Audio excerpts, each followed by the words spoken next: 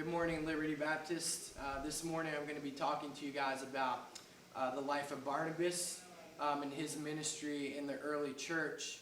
How it was noted about Barnabas that he was a man of encouragement. When he's mentioned in Scripture, it's always in relation to him encouraging someone and encouraging some situation. So this morning I'm going to be speaking on encouragement, how we can encourage our pastor and our friends and our family. Here with me I have Pastor Charlie from the community church in Ashburn, Virginia. The community church is where I attend church now, and I'm working in the youth ministry. And I've fallen in love with this church and with Pastor Charlie and his family. So I wanted to take a moment and ask Pastor Charlie, what do you find most encouraging as a pastor?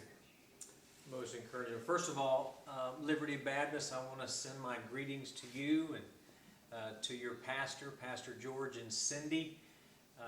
My hat's off to you. We honor you today, and I'm a PK myself, and my grandparents on both sides were pastors, and so I know what goes into the ministry. And I just want to say to you on this special day of celebration, that we honor you and appreciate your work and your service, and just want you to enjoy the next 2 weeks. And I haven't met you personally yet, but I feel like I've met you through MIcah, and we look forward to having him here ministering with us. About encouragement, what are the things that encourage me? I would say the number one thing that encourages me or brings encouragement into my life is my wife, actually. She can speak words to me that just fill me with courage, encouragement. It can be after a Sunday morning. We get into the car. A lot of people have said good job or whatever, but when my wife says, honey, you hit it out of the park today. You just did a great job. And I'm like, nah, really, you think so? Tell me more. No, I'm just kidding. But her words mean so much to me. Also, what's encouraging in the ministry is when people in the church serve the personal needs of my family and my wife.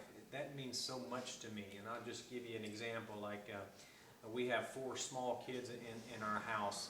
And my wife, I wake up and I'm at the church at 6 o'clock in the morning, and we're praying, but my wife's back at home getting the whole family together, from 6-month-old all the way up to an 8-year-old, and she does her best to get here to church. And it means so much to me when a church member will go out and park her car, help her with her stroller, get the kids checked in, get all their labels and security. And even when somebody after service would come up to my wife and say, hey, Sister Jill, let me run downstairs and get all the kids for you and watch them while you're talking. And all kind of people are tugging on us. And to have people service in that kind of personal way, right, it just, it means so much. And it just really makes you feel that people love you. And there's, in the ministry, you find out that there's people who are fans of yours. And fans are just that. When things are going great, they're cheering you on, but when things are difficult, they're gone. But then there's a certain type of people who are not just fans of yours, but they're with you, just heart and soul. And when you're up, they're with you, and when you're down and the finances are tight, it looks tough, they're still with you, because they not only believe in what you're doing, they believe in you. And so when you have people in your ministry, in your church, that are like, Pastor, I'm not only believing your vision, but I believe in you, and I'm just going to be with you, period. And that means so much. And another thing that is encouraging to me is when the congregation or the church members are giving, and they're generous with whatever the mission or program, or there's nothing more discouraging is when you stand up before the people and say, God's leading us here, and we're going to be moving forward, or we're going to be buying this piece of property, building this building, doing this, and you lay the vision before the people, and then they don't respond or they don't give.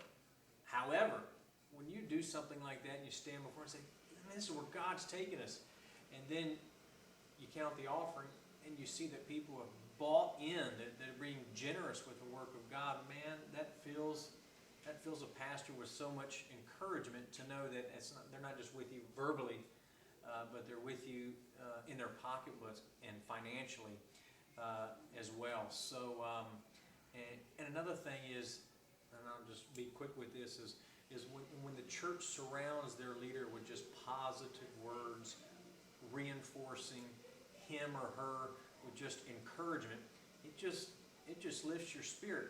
You know, when the children of Israel, when Pharaoh went to the children of Israel and he to their leaders and said, look, you're going to have to make the same amount of bricks with the straw that you have. They were so discouraged, they went right out to Moses and said, Moses, what are you doing? What have you done to us? What are you doing?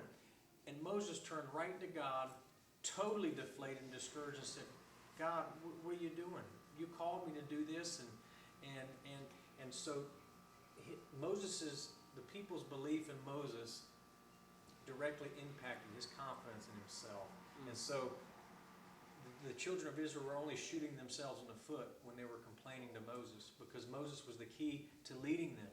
So when the congregation gets around their leader and just says, hey, we can do this, even in the difficult times, we can do this, man, their leader really has a sense of confidence about that. So I appreciate that, Pastor Charlie, and we'll be seeing you, Liberty Baptist. I'm excited to be with you today. So yeah, bye. you're going to rock. We'll You're see going to you. do a good job. Thank you. Bring the word.